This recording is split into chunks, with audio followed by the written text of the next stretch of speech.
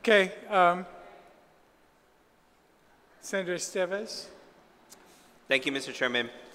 Just to clarify for the public some of the conversation that I had while we waited for the YouTube to recycle and reset. As I understand it, the revenue, as they talk about in addition, so the tax amnesty money, in a perfect world, if we had no deficit, would in fact go into the SAR fund to be appropriated by this body. And to clarify the statement, so we're all on the same page, when we were referring to shortfalls, as I understand it, where we're talking about prior year obligations. And so if you can confirm that statement and that the discussion we had, Mr. Burns, so the tax amnesty money is being used to pay down the deficit and being used to pay prior year obligations. Is that correct? Yes. I mean, it's not like we take every dollar and say this is where it goes. But when we get money in, as you know, the first priority is to pay tax refunds. And after that, we pay the payables that we haven't paid that arose in previous periods or previous years. And that's always going to be the case where there's an accumulated deficit. You're absolutely correct, Senator, that surplus funds, which I think is what you're referring to, the amnesty, the surplus funds, if there were a surplus on the deficit, would flow into the SAR. But if you put it in the SAR when there's not a surplus, all you're doing is strangling the general fund.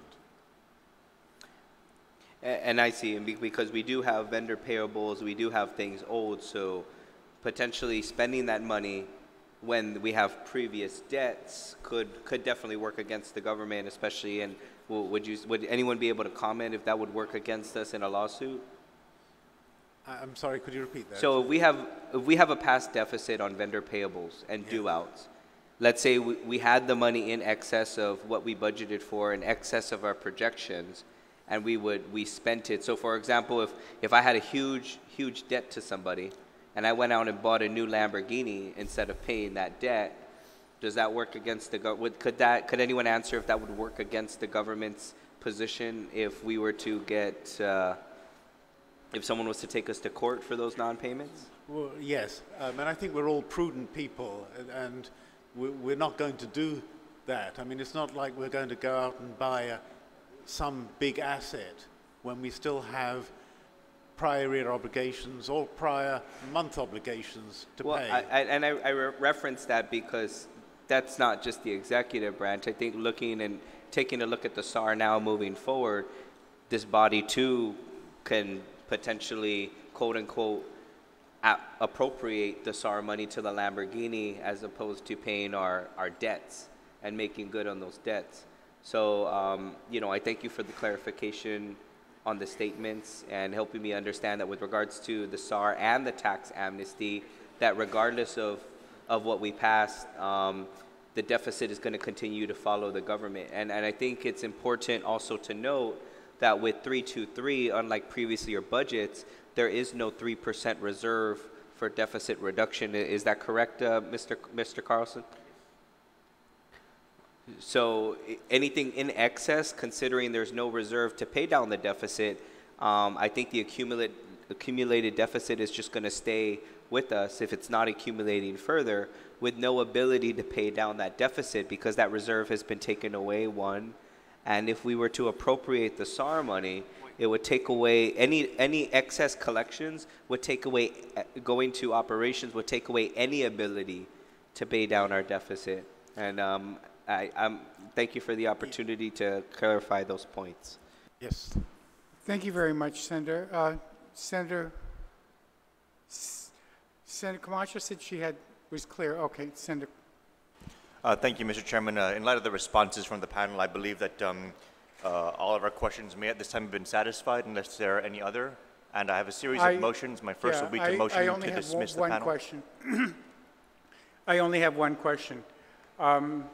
Since March, I have sent letters to the administration asking, actually FOIA-ing any any and all correspondence that they've had with DOI or Treasury as it relates to Section 30, and if either any of you can address Section 30, any kind of correspondence. I've been waiting since March, but I haven't heard anything, so if someone can. Thank you, Mr. Speaker, and thank you for the question, Senator Nicholas.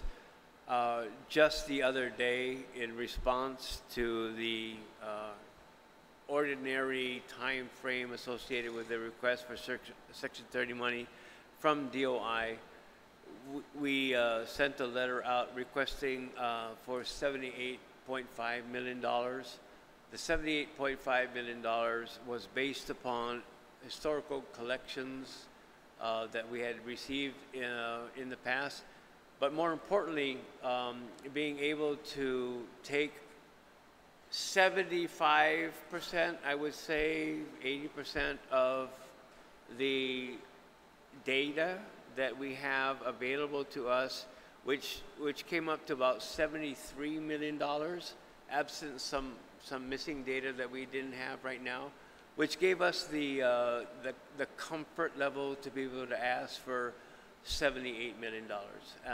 I'm sorry, can you speak a little bit closer to the mic, please? Lester Carlson can't be heard. Oh my goodness. Okay, thank you, sir. So $78 million was the amount that we sent to DOI for the upcoming fiscal year in response to their request that they asked for a response by the 8th or 9th of this month. So again, given information from Mr. Camacho, which thoroughly substantiates $73 million, we felt comfortable with the data gap that was apparent, that we were okay and comfortable with asking for $78.5 million. Thank you, and then just one quick follow-up. Between you and Mr. Camacho in the years that you've been in the administration, has there been a year where the request made by Gov Guam to DOI, through DOI to Treasury, was not met? Initially, no, but during the reconciliation process, 2 or 3 years down the road, when the actual numbers were reconciled and there was an adjustment, yes. But do we normally get what we ask for, given the comfort level that we have with the amount of people that call Guam their home of record, and the federal employees, and all the other criteria associated with the request for Section 30? The initial response and the initial request is normally granted at the requested level. Thank you. Senator Uggan? I saw Senator Uggan's hand go up. Senator Nicholas, you still have the floor. You were starting to ask a question, and I said if everybody had answered questions, and I just wanted to ask mine before. Yes. Right, and so Mr. Carlson, what you're saying then is that the Section 30 number is now 78 million? That was a request, sir. Is that confirmed?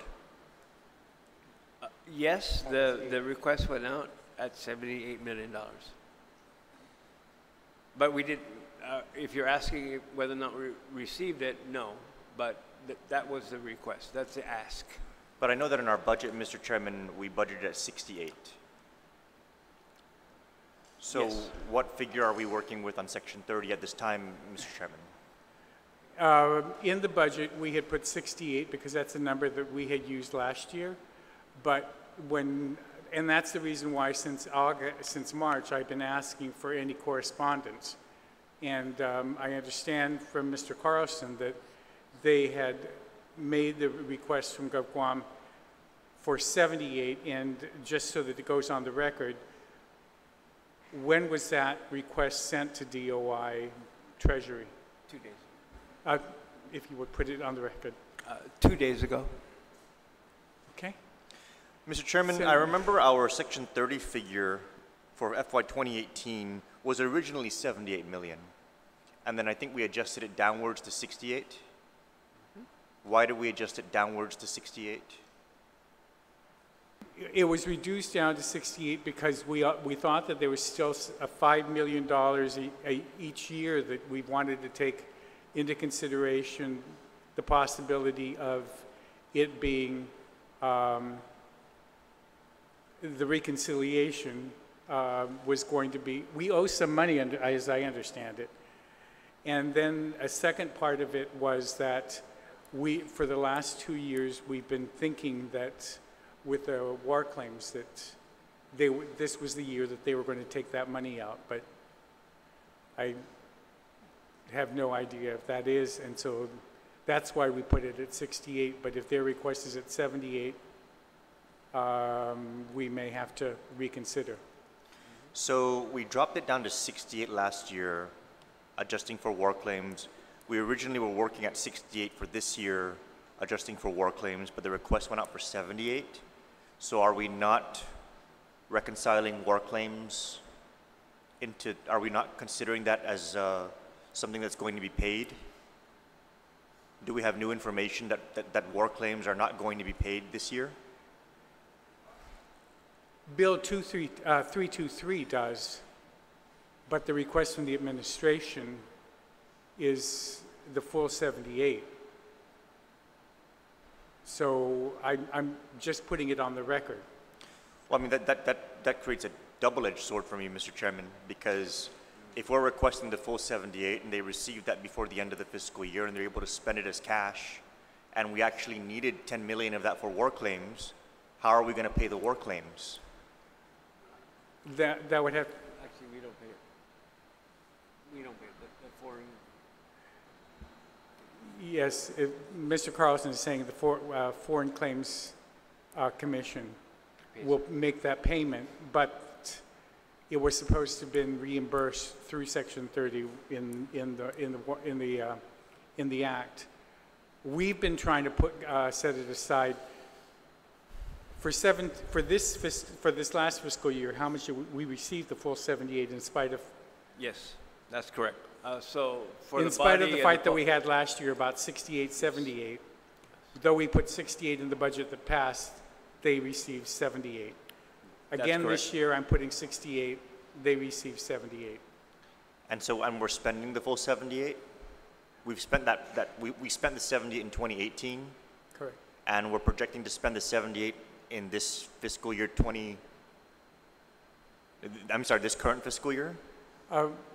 It all depends on when it's received. I don't know when it's going to be received this year.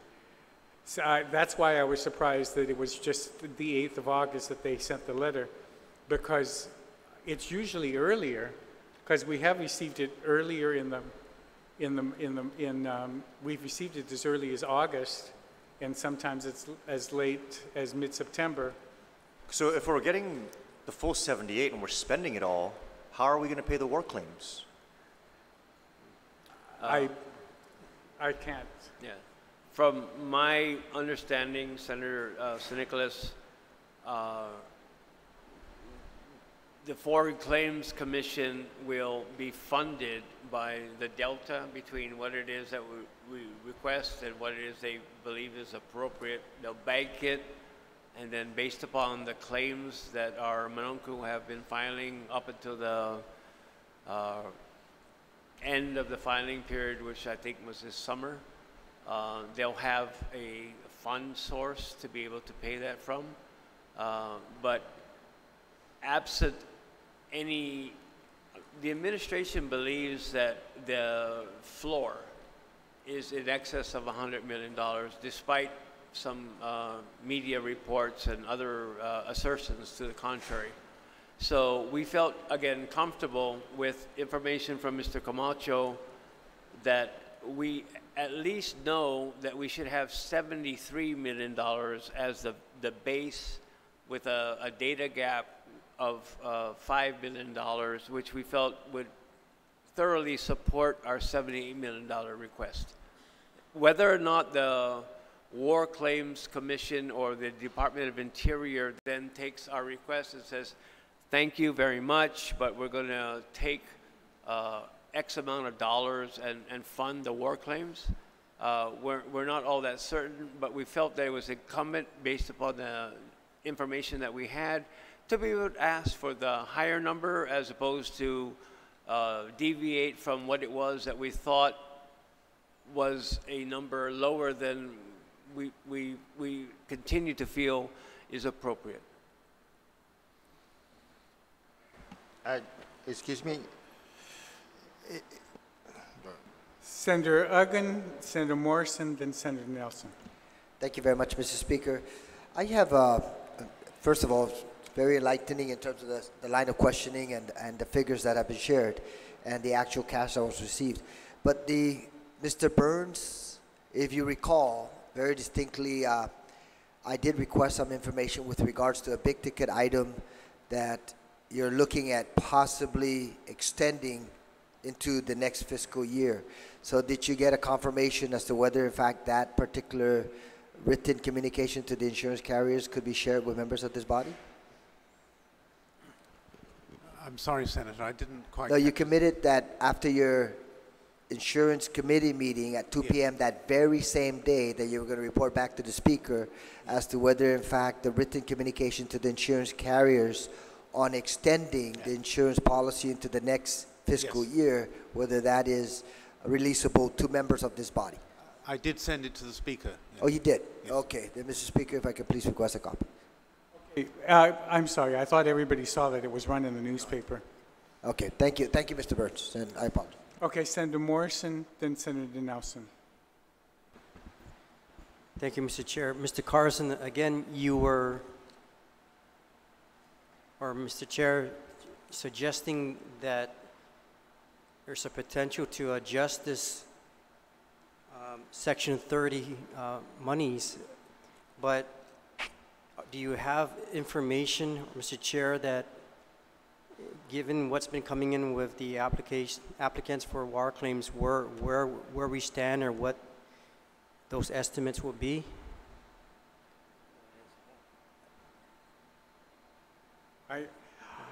I know that from the Congresswoman's speech the other day, she said there were like 3,300 applications submitted. I think it was a little over 3,000, just under 3,500. I don't know the mix. I don't know how many of that 3,300 were the ones that were killed during the war who would get the 25,000.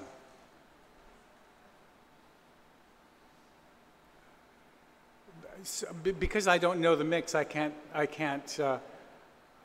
tell you how much of that are going to get the 25,000. I do know, as a former member of the commission, that the maximum number that could possibly be would be 1,000, somewhere in that area, of people that actually died during the war who could make the claim for the 25,000. I'm not sure how many of their family members who would be eligible to receive it under the very strict strictures of the claim made a claim, because that was very strict. It had to be a parent or a spouse or a child. And alive at the time that the bill was passed in 2016. So I don't know what that mix is of how many of them are going to get the full 25,000. I don't know how many of them are going to be getting 15,000, because if I knew that it was 1,000, I could just multiply it, and then I would know it would be this X number of dollars. And I don't know how many are at the 12, 1250 or the 10. So that's why I can't even attempt to guess how much quota would be eligible, and how many of those that applied had a recipient that was eligible to receive it. because I don't know whether or not anybody applied and were not eligible to be the beneficiary. So it's a lot of ifs, and so that's the reason why it may not be as soon as, I mean, I can't say this amount should be taken out. I think you remember last year we went 4 days of a fight between myself and BBMR about the Section 30. And I kept saying 68 and they kept saying 78, and finally we just pushed the bills through with 68. They got 78 right after we passed it. So that's why I asked the question again this year. What is it going to be? And their letter from the day before yesterday was 78. No, thank you, Mr. Chair, for posing that question. Thank you. No, Just a point of information, Mr. Chairman. We did appropriate them 68 million, and they did get the 78 million, and that 10 million was not appropriated by the body, and it was spent. So there's something to keep in mind moving forward, that if the appropriation, or if the Section 30 does come in at 78 and we only appropriate 68 million of it, then there's the potential for that 10 million to go further into deficit reduction when it could be funding obligations of 2019. Thank you very much. Did anybody else have a question? Get back to Senator Nicholas. Thank you, Mr. Chairman. If we've exhausted all questions, I'd like to make a motion. I have several motions, but my first will be to go ahead and dismiss the panel. Okay, does anybody else have any questions, please? Oh, wait a minute, Senator Nelson, I'm sorry. Just real quick, Mr. Chair, because I'm trying to reconcile the history of FY18. In FY18, we appropriated 68 million in Section 30 funds, no? And so we didn't account for $10 million, that extra revenue coming in, because we thought that was going to the War Claims Commission. Now, when did the 78 million come in its entirety? It was September. It was before the end of the fiscal year, and as was changed in the reporting for the CRER by Senator Nicholas, they had to divide that up by 12 and put 7 in every single month. But all of it was spent forthwith to pay tax refunds. Okay, so it was received before October the 1st. Of what? Of 2018. I mean October the 1st of 2017, and it was spent to pay taxes before October 15th of 2017. So that extra 10 mil was just spent? It went to tax refunds. It went to tax refunds, okay. And then we had, later on in the year, we discovered that because the TCJA, we had a $60 million shortfall? 60, yes, 60. Okay, and then we raised taxes for the 5% BPT to cover half of that. Well, hopefully to cover that 60, to stabilize it till the end of the year. And we were going to have the 2% sales tax to carry us into this next fiscal year. So that 5% BPT would have given us 60 mil to the end of the fiscal year. But it was because of when it was finally passed, we were only going to realize 30. Okay, so then we did the fiscal realignment plan, which was the 32 million that the government had to realign? 31.5. 31.5. Okay. And then there was hiring going on after the chaos of the shortfall and the fiscal realignment plan after we were called into session. After that, we had continued hiring. I'll let them answer that, and the hiring also included the hiring of fire. In March. So there was continued hiring after the fiscal realignment plan, or am I wrong? Hiring of personnel?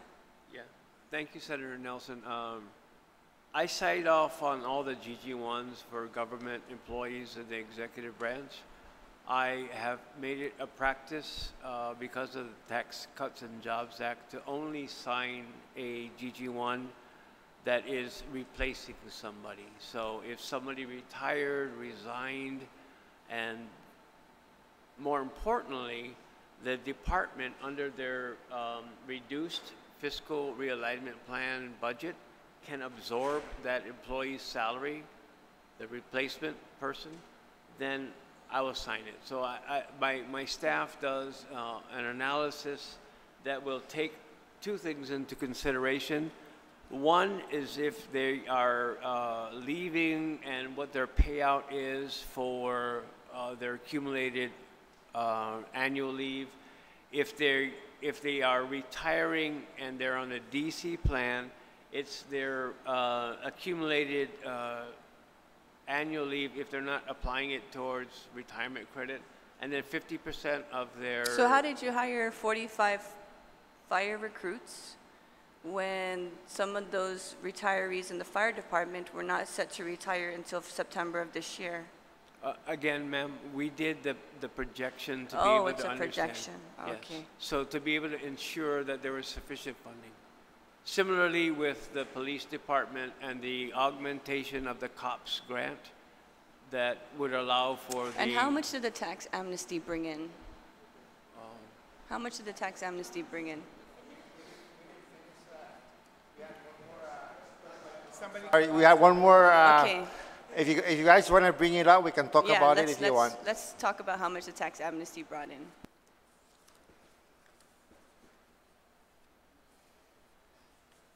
It's the last page of the, or second to the last page, or there.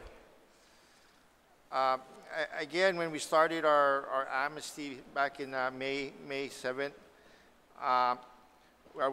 every time we met, we basically talk about the tax due payments. And this last few days, I believe, I know we're now basically saying that we were about 17, 18 million on September 2nd. And then on August 2nd, and the last few days, I believe the last 2 days, we bought in 1.5 million each. And then on Wednesday morning, we received a big chunk of money, which is the $5 million. So that's why there was a big jump from 17 to 25. So right now, we basically have a 25 million collection on the amnesty, out of the 34.4 million that are pledged, and with a balance of 9.4 million.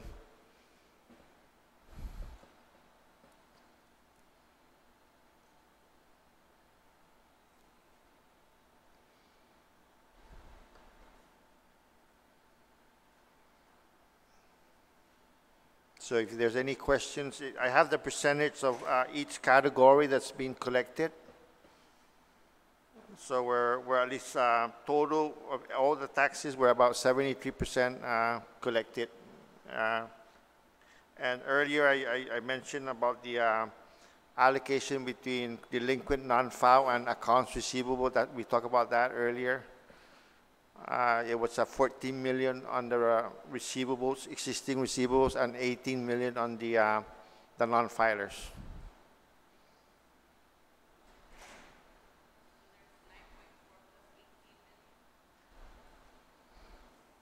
You know, 9.4 is the balance to be collected. I mean, still hasn't been collected.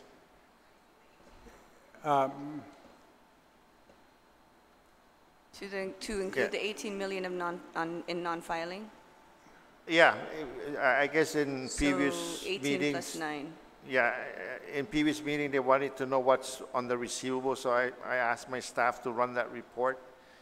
And the report came out, 14 million was on the receivable side, and the 18 million was on the non-filer delinquent side.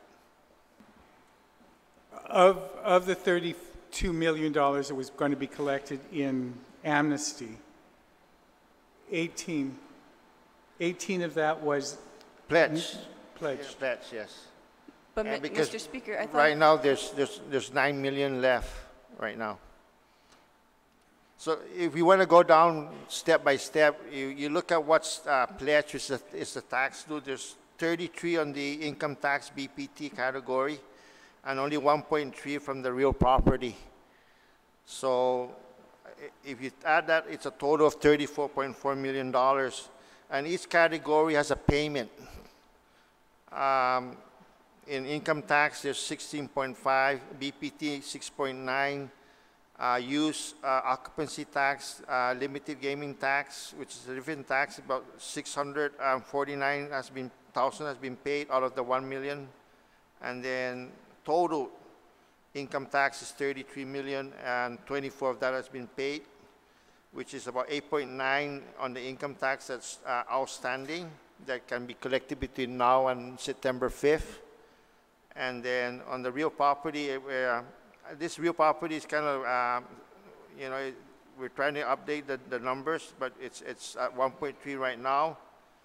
919,000 has been paid, 468 is the balance, prospectively. And then, but if you add everything up, 34.4 has been pledged, 25 million has been paid, 9.4 is still due, and this 9.4 can be paid anytime between now and September 5th.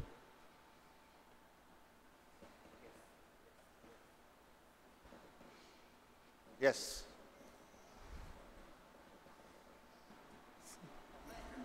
Oh, Senator Munya hasn't asked a question that I'll have her first, and then Senator Ogden, then Senator Nicholas. Thank you, Mr. Camacho.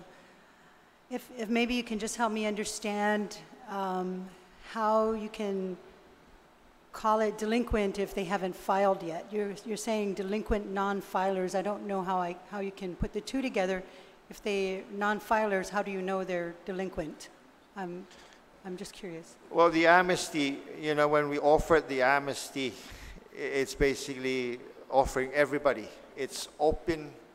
You know, everybody can come in and file returns that are not filed. Anybody can come in and pay their taxes that's owed. So that was part of all the different taxes are being offered. So during that time, there's an application period. People will come in.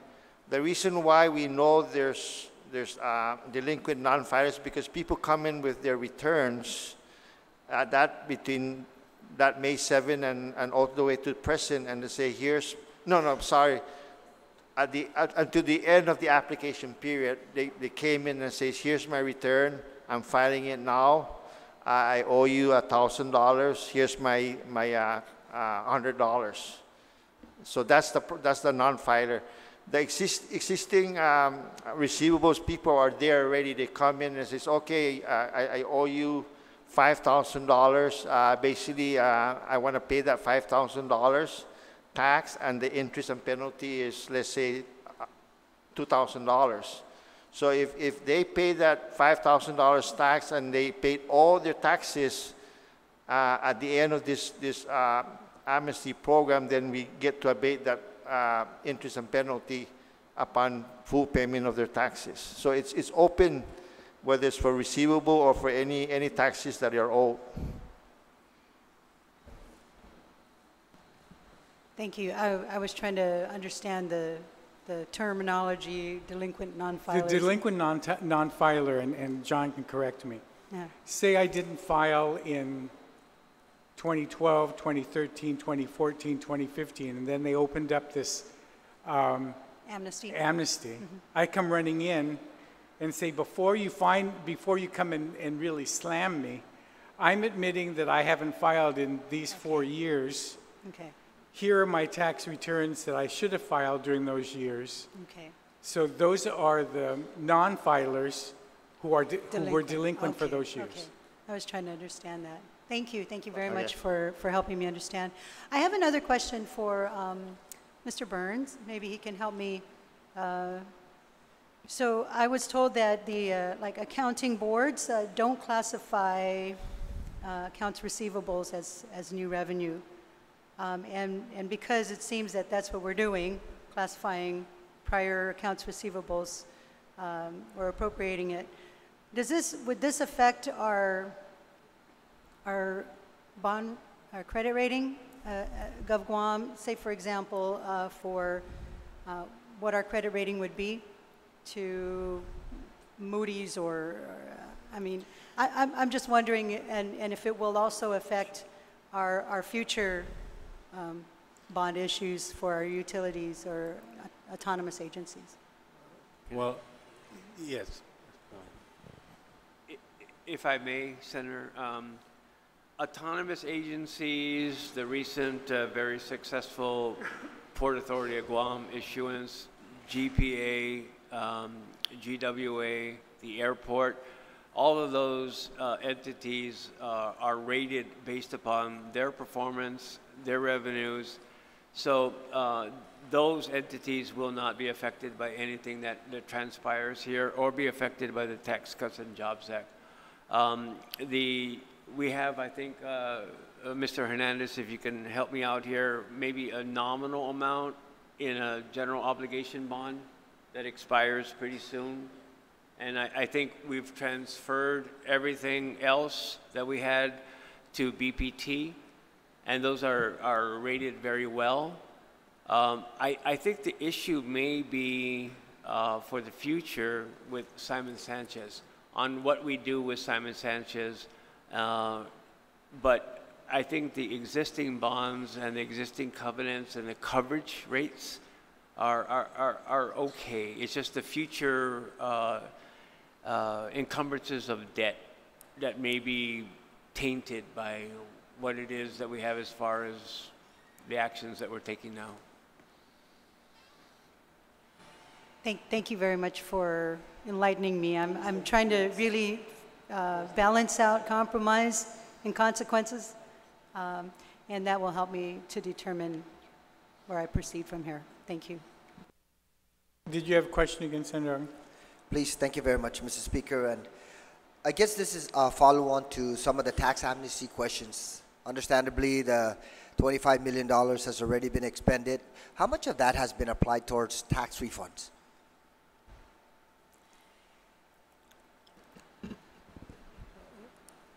Senator, I haven't yet got the 25 million. That's the amount that's been received. In my books, I think there's about 23 million. As I said earlier, we don't actually say, we've got this money, we're going to use that dollar to pay this. We put it all, it gets accumulated in the general fund, and out of that general fund, the tax refunds are paid. So more or less, you're not able to provide that information because it goes into the general fund. It goes into the general fund. No, understandably. I mean, if you did not have the tax amnesty funding, then you would be able to answer that question. If I that didn't any have additional excess revenues would automatically would have been applied towards the tax refund. I guess my follow-on question, Mr. Burns, and I guess in this case it's good that you're here, Mr. Carlson, is there were two pieces of legislation that was entertained in a public hearing, and the provisions are contained in here. At that time, the question was asked, and the response about whether in fact, or why funding was not being diverted to GMH to assist with the CMS. And then the other one was the allocation of some of the funds for GDOE to initiate work on Simon Sanchez High School. And the response that was provided was that you needed appropriation authorization. So now looking at this piece of legislation, it had incorporated initially in the original version the $5 million that would go towards GMH to support them in their CMS retention of the certification for Medicaid and Medicare and address some of those issues. And then it also contains the $1.5 million, which otherwise would have originated from the tax amnesty collections. Now, based on the statement that was made at that time, should this legislation pass, would you, the administration, still be able to commit that $5 million to CMS and the 1.5 to, I'm staying with the original figures, to the GDOE to initiate work on Simon Sanchez High School. Thank you, Senator Uggan. And if I could recall the conversation, the speaker asked, what is it that the body needs to do to be able to ascertain and to lock in the funding? And our response was, you need to draft legislation. So I think it might have been Thursday, and the speaker went ahead and introduced legislation the very next day. There was a very prompt holding of a public hearing to be able to entertain the bills. And what we requested at that time was, if you need us in mandate to be able to set aside money, then do so quickly before the well dries out. And to my knowledge, the introduction of the bill, the holding of the public hearing was all done, but I don't think the measure has been before the body for consideration. Actually, Mr. Carlson, it was incorporated into the original version, and that's why I just stayed with those numbers, because now the numbers have been modified upwards to a level of $16 million, which now we recognize is no longer available in terms of outstanding potential collections or pledges. So that's one of the reasons why I asked if by any chance the original amounts that were discussed during that public hearing, which would allocate $5 million to GMH to immediately address the CMS requirements, and the $1.5 million to allow GDOE to proceed immediately with the Simon Sanchez High School, at least the preliminary contractual services and work of the A&E, would the administration still be able to fund that based on the authorization that would be provided, or the appropriation? Thank you, Senator, for the clarification. Again, at the time, if our commitment to you guys was that if you pass the mandate, we'll set aside the money. The mandate hasn't been passed yet. The tax amnesty has been extended. The ability, theoretically, to be able to still fund these two mandates exists. I would request that the body, consider hastily, convening and passing that, so that, Mr. Byrne has marching orders, and so that he understands that there is this encumbrance based upon what it is that could be potentially received through the extension, to be able to fund that. So I think that was our whole request to the body. Give us the mandate, and then allow for everything else, all things being equal, the ability to put the money aside before the cessation of the amnesty period. And I appreciate that. And let me just add one final comment, Mr. Speaker, if I may. We recognize that real property taxes are deposited into the Territorial Education Facilities Fund. And based on your tax amnesty collection efforts, you've already collected $919,000 with a additional pledge, possible collection of $468, with a total of $1.3 million. So my understanding, and please correct me if I'm wrong, is that all of these real property taxes now are categorized appropriately and placed into the Territorial Education Facilities Fund, which ultimately will be expended for purposes outlined in the budget. But based on your revenue projection as of the end of June for the Territorial Education Facilities Fund, right now you're projecting an overage of $627,000, and that's not inclusive of your tax amnesty collection since June 30th. So if by any chance that overage will still be available as a carryover amount in that special fund going into the next FY that could otherwise be appropriated for the purposes outlined in the TEFF? Again, thank you, Senator Uggan. You're referring to the last special fund report? Your CRER, yes. Yeah, thank you.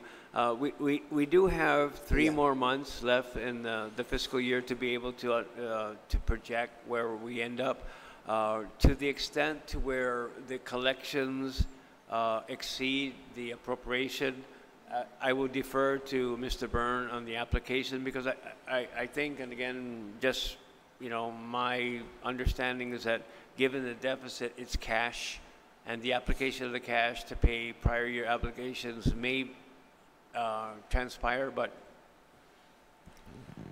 you're right, to the extent that the collections,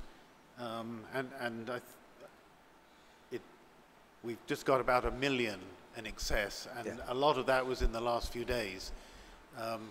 They're in the fund, they're in that fund, and would be available, assuming, as Mr. Carlson says, that there isn't a deficit in the next few months. Okay. One final question. I'm sorry, I know, Mr. Speaker, I did say one final question, but there's a measure in here that was incorporated by the good Vice Speaker to allow the administration to go ahead and proceed and access carryover funds from the Guam Highway Fund to repair additional roads. Now, it's a general provision that says now that any carryover funds, because there was a debate about whether in fact there's $3.5 million or less that would be a carryover from this fiscal year. But right now I'm looking at your Guam Highway Fund, and that's, again, from your special fund report, you're looking at an overage of a positive projection so far of $791,000. And just wondering if you can provide like a conservative figure that can be used rather than just a general provision on that as it applies to that amendment?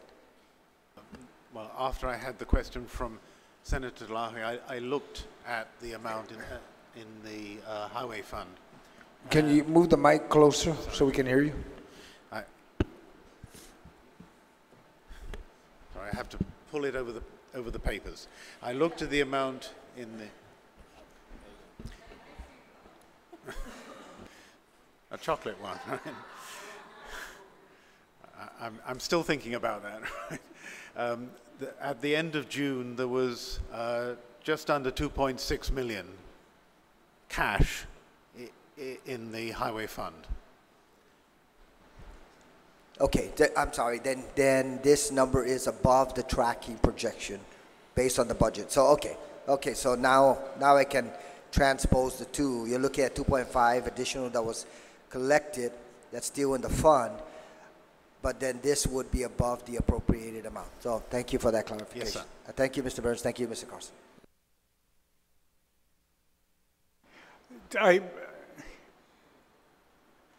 I know you're going to have a question, so get it. We have 10 o'clock under the rules. We have to stop. So, you have a question of Mr. Burns? Quickly. Yeah, because he was going to move to recess for the 10 o'clock, but go ahead and ask your question since that. Thank you. So, Mr. Camacho, thank you for your presentation. Can you just one more time reconcile this draft amnesty page with the active status accounts? So you're saying that, is it correct that the 9.4 million that you expect to receive in draft amnesty money is part of it is also reflected in the 73 million that you're expecting to collect? Not all of it, because of the 18 million non-filers, right?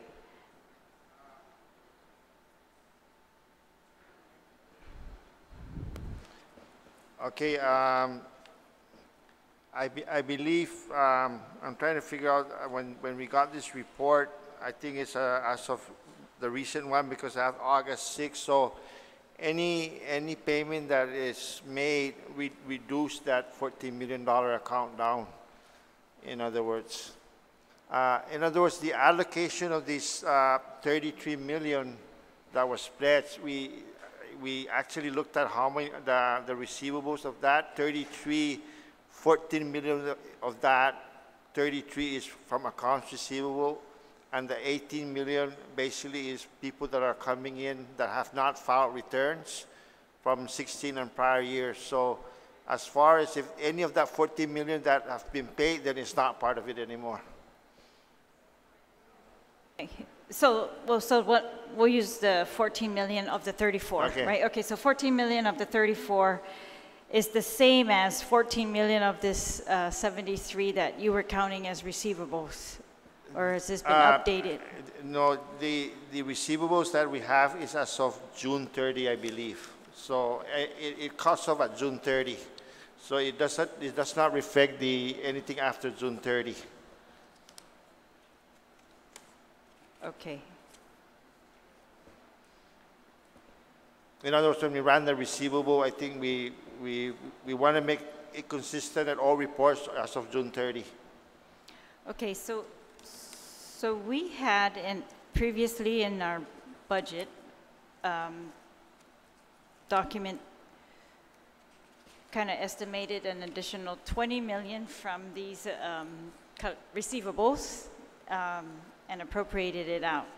Now you're estimating that you collect about 3 million a month, and that would be about 36 million, right? But I know that Mr. Byrne has said that he's actually, this amount to him, all should be included in revenue, regular revenue. And I had asked OFB when we first began, when we calculated the revenue projections for, for our bill, did we differentiate between prior year receivables and current year receivables, or kind of like what we're trying to do now? Or did we do like what Mr. Byrne says and just take all the receivables wherever they came from and use that as part of our average? What do you think? The latter. It's all the same. Money is fungible. It's not marked. All right.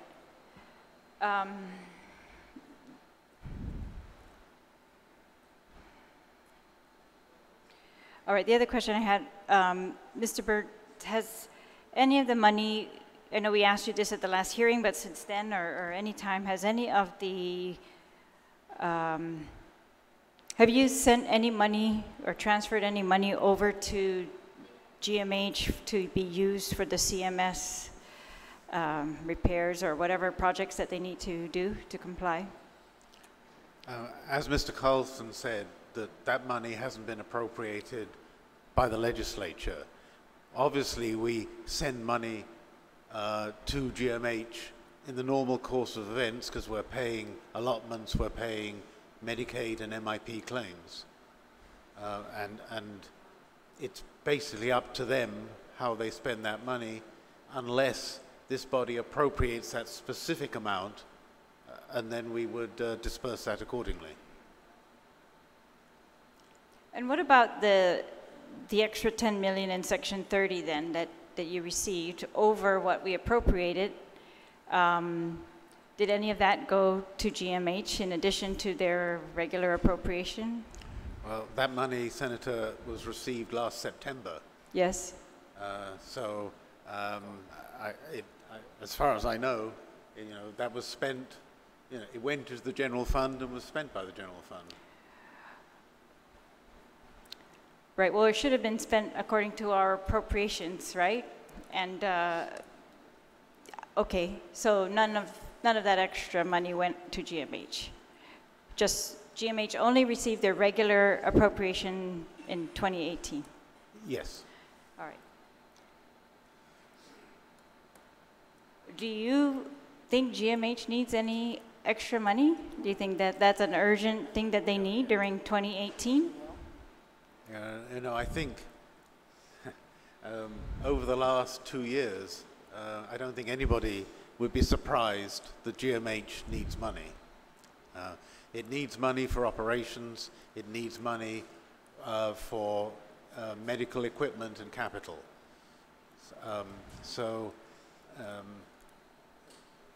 Obviously, there is a need for GMH to have funds, especially last year because, or rather this year. 2018. 2018, because the general fund appropriation to GMH was lower than in previous years. Yes.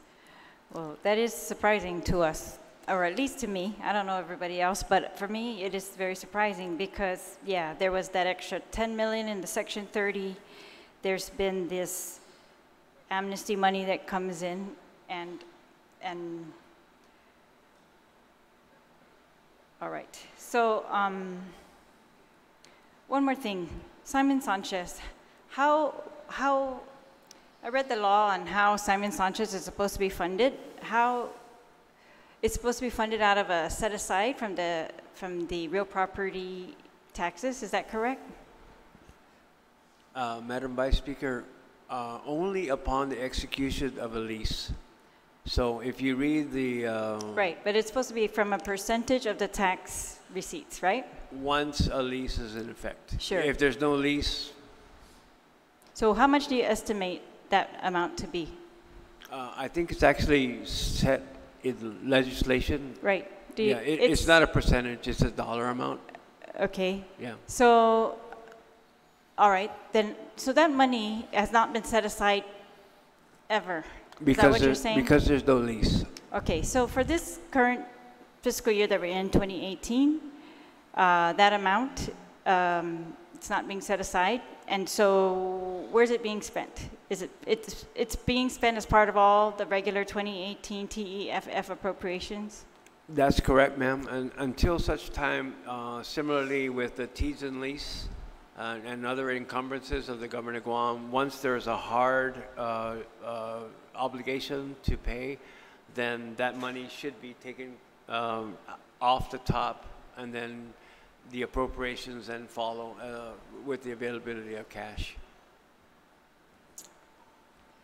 But if it looks like from the budget, did you request any money for 2019 for that? No, ma'am. Given the litigious, or however you say it, litigious environment and the protests, it didn't seem that it was appropriate to be able to put any money in because of the protests. So the answer is no. Do you think that money, well, 1 million of TEFF money, according to this, is going to go towards the A&E for Simon Sanchez.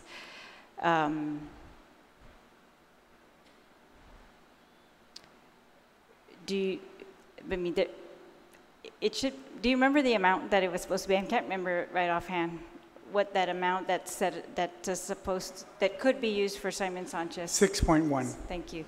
All right. But so technically, if 6.1 is estimated to be used, for payment back on and if we had started that, we would be paying 6.1, but we're not. So we're using it now for operations for DOE. But okay, that's all I wanted to ask. Thank you, Ms. Thank you. Very quickly, Senator Rodriguez, because we're hitting the 10 o'clock mark. Thank you, Mr. Chair.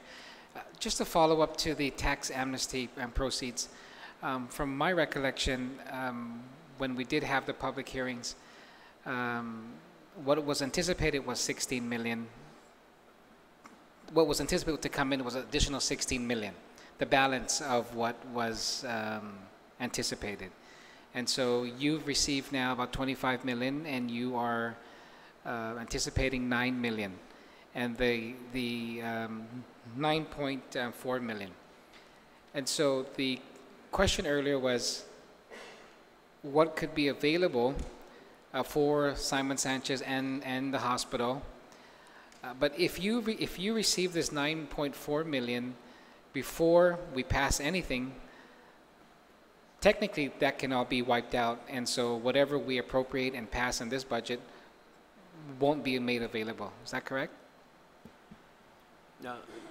If I may, before Mr. Burns, sir, the amount is based upon people, as Mr. Camacho said, signing up, going through the first round of the litmus test, and then putting the 10%.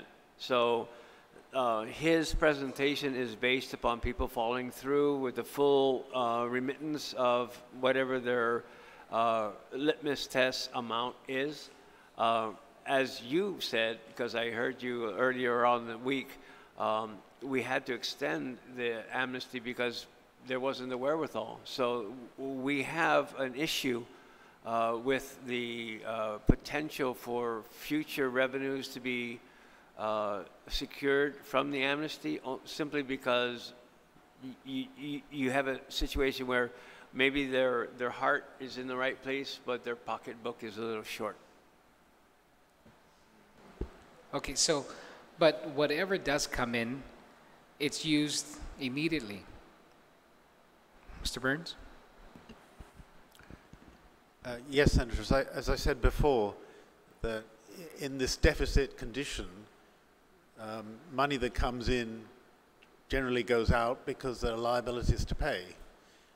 Of course, if the body chooses to appropriate some and does it quickly, then we would obviously act in accordance with that appropriation. So basically it answers my question that if it comes in tomorrow, if the remaining 9.4 comes in and we don't have an appropriation measure that mandates where it goes to, then there's just nothing that could be used for what is already in this budget bill, which those two bills accounted for, the Simon Sanchez 1.5 and the 5 million for GMH.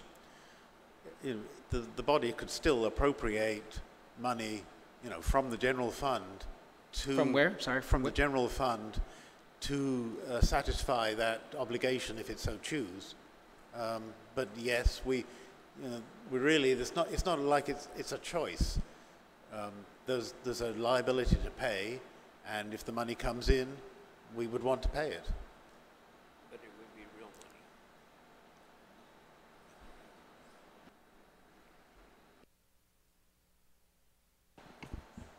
money. Point of order, Mr. Chairman.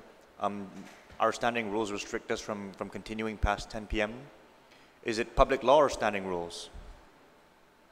Standing rules. Then notwithstanding the House rules, Mr. Chairman, we would need to make a motion to proceed notwithstanding the House rules. So moved. Let's quickly get some answers in and so that we can dispense with this group. Anybody have any further questions? Mr. Chairman, we're just 1 minute out from the... I know. So if we can just gavel the motion. Yeah. Notwithstanding, we'll continue until everybody's satisfied. Thank you, Mr. Speaker. Is it when you requested for 78 million for the upcoming, for the Section 30, if they do take out war claims, I wasn't understanding your explanation. Do you expect that to be reconciled with, like, in 5 years from now, and so that amount will be reduced from the Section 30 of that year? You said they're going to bank it. I don't know what you mean by that. Is that what is going to happen? You say Section 30 is also reconciled every 5 years or in 5 years or something like that.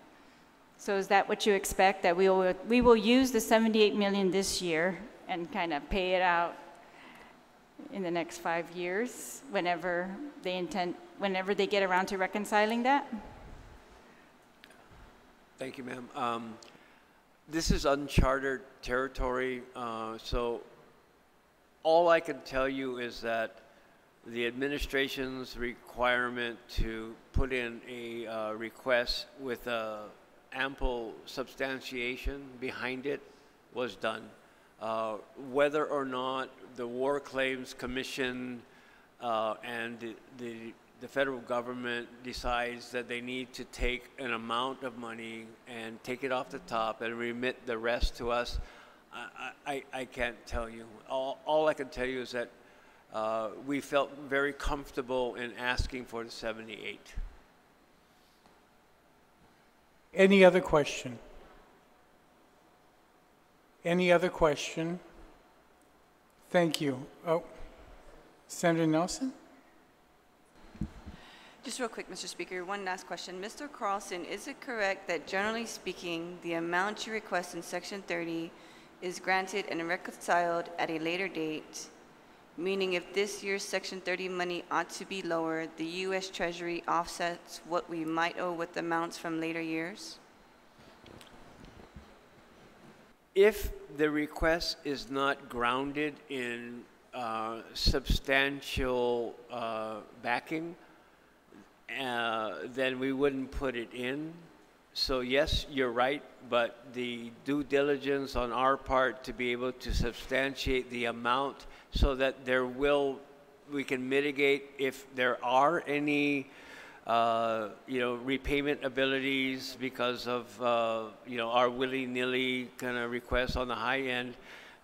We took the high road and we said, let's put in the requests that we think we could substantiate. So I think it was a conservative amount and a conservative request. Senator Nicholas. Or did you have a follow-up question? You still? No. Okay. Senator Nicholas. Thank you, Mr. Chairman. If there are no further questions, my first motion is to dismiss the panel my first motion will be to dismiss the panel. Okay. With no objection. We thank all three gentlemen. I know it's been late, but thank you very much for coming. Thank you. Thanks.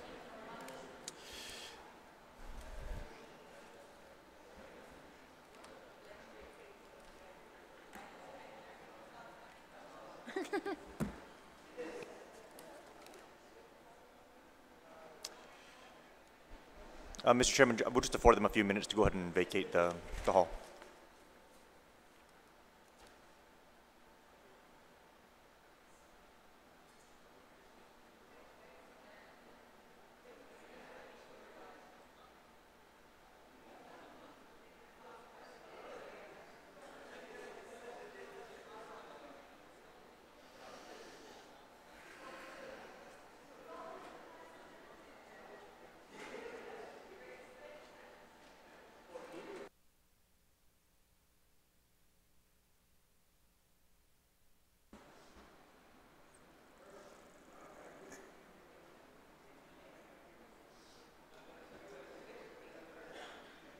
Okay. Can we get back to order, please? Thank you. Senator Nicholas. Thank you, Mr. Chairman. I do have a motion, but first some observations. Mr. Chairman, some statements by the panel were just inconsistent with the practices of this government with respect to budgeting. The first that concerned me, Mr. Chairman, is that the panel claimed that collections is a part of projections. But if that's the case, Mr. Chairman, then why is it that when they factor tax increase projections, they factor it inclusive of those collections? They should back out those collections and then factor the impact of tax increases, because those collections have already been taxed. That kind of practice is either artificially inflating our revenues or it's an untrue statement that they're actually factoring in the collections. And I think it's the latter, Mr. Chairman, for the simple reason that the tax amnesty of this current year is a collection. And if it truly is fungible, then we should increase our income tax projections by $21.6 million, because that's how much more we brought in this fiscal year. If collections are counted towards projections, then obviously we can easily add back $21.6 million in income tax. But we're not going to do that because we know better, and I think this government knows better to not count collections towards its projections. It's just, those things just don't add up. Otherwise, we have $33 million more that we can just add to the current projection because this fiscal year brought in $33 million more in tax collections with the amnesty. And this amnesty is itemized. 21.6 in income tax, 10.3 in business privilege tax. Perhaps we can just make the motion right now to just increase those numbers in the 2019 fiscal year budget if it truly is fungible. The other issue that the other item that I took issue with, Mr. Chairman, is that the panel stated that collections are used for deficits and prior year obligations. But Mr. Chairman, tax refunds are not prior year obligations. Those are current liabilities in the current fiscal year. So what authorization are they using to pay current liabilities with collections that they're saying is only supposed to be for prior year obligations? And if they are using collections to pay for current liabilities, then why aren't we reducing the budgets on those current liabilities to account for the offset with the collections, if it truly is fungible? What bothers me and what has bothered me for years, Mr. Chairman, about the way this fiscal team comes in here and plays with numbers is one day they say they budget based on accrual, and the next day they budget based on cash, depending on which argument fits with what it is they're trying to do. And today the argument is we can't budget SAR money. Part of the argument also was that you can't budget SAR money because you're going to affect the bond rating. In fact, the governor was on the radio saying that. And yet if you can't budget SAR money because you're going to affect the bond rating, then how can you include that very same SAR money in your projections? If that's what they say they're doing.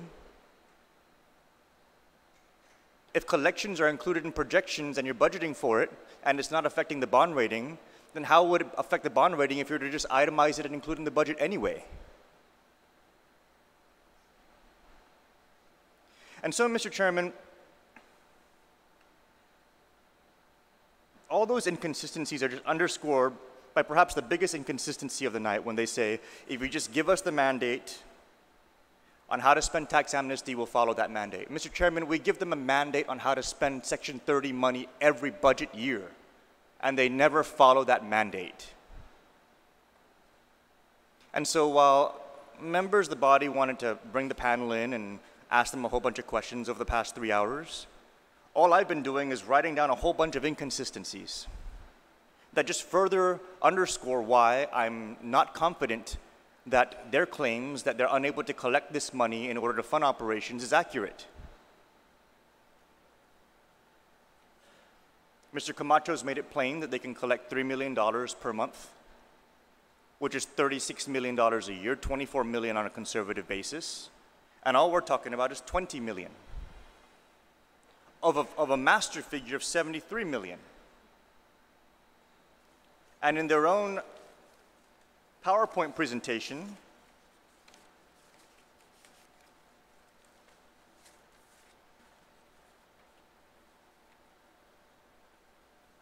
under aggressive collection, they have $53 million. So, Mr. Chairman, in light of all of that, I've spoken with a number of my colleagues, and I would like to make a motion to request OFB to construct an amendment, and I'd like for them to just pay a little close attention because I'm going to just read it into the record so they can put it together for us to have us get started on it first thing when we reconvene tomorrow. And the amendment is this, Mr. Chairman. I would like for us to amend the Budget Act so that we back out the Healthy Futures Fund money from the Labor and Delivery Ward. We reprogram it on a prorated basis into GMH and into public health. We lower the general fund appropriations in GMH and public health based on that 9 million figure, and we prorate that into the itemized list of the Supplemental Appropriations Revenue Fund that we have right now. So the Department of Administration, Revenue and Taxation, Office of the Governor, Guam Legislature, Office of Finance and Budget, Office of the Attorney General, and Real Property Tax Valuation. And then we take the remainder of that 20 million, which should be 9.3 million.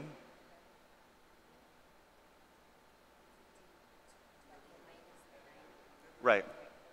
I'm sorry, the 11 million, the remaining 11 million on the 20, and reprogram that back into the Labor and Delivery Ward and fund that from SAR funds. So we're basically funding labor and delivery from SAR. Healthy Futures is going to public health and GMH. The tobacco tax increase is going to public health and GMH. GMH and public health's general funds are being reduced by the amounts that we're increasing on the Healthy Futures side, and it's going to be used to fund the other SAR areas. So the Governor's Office, the Department of Administration, Department of Revenue and Taxation will have 6 months of general fund money instead of 3 months. Is OFB good? Okay.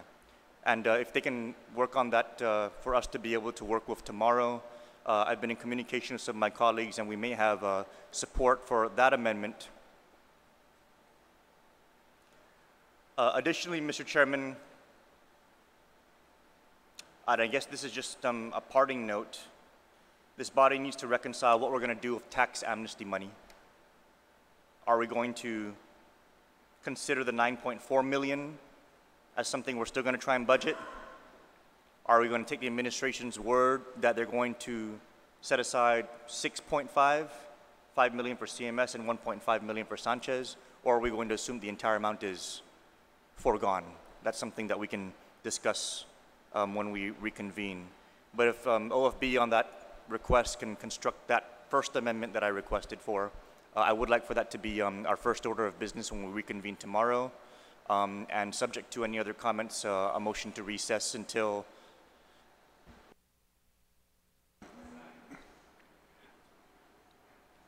I'll say 8. We won't get together until then anyway.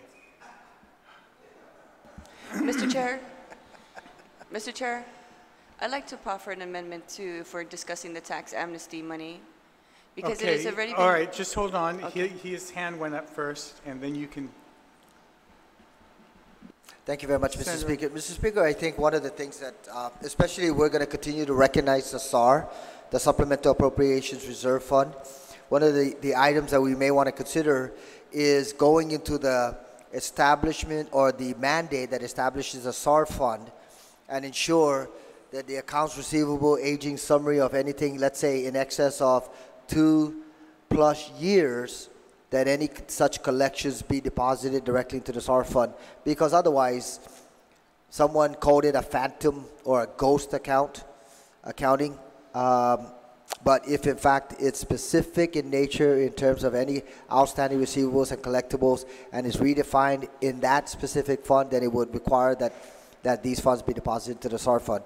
And I would hate to hear that someone is going to question again whether in fact there's a possibility of collecting revenues above and beyond, when in fact we did hear comments about the additional collections, $3+ million every single month for the last 9 months. So I just a suggestion, Mr. Speaker, whether in fact we want to consider that so that it would be recognized and deposited appropriately into the SAR fund. Thank you, Mr. Speaker. Thank you. Any other senator before we break? Mr. Chair, we made it very clear that that DOE's $5 million appropriation for the tax amnesty should not go to operations and should go to fund the A&E. So there's an additional $3 million that we set aside to fund the A&E. I'd like to request that an amendment be made that $2 million would be used to fund Guam Fire Department's current staffing pattern. Thank you, Mr. Chair. We'll deal with all these when we get together.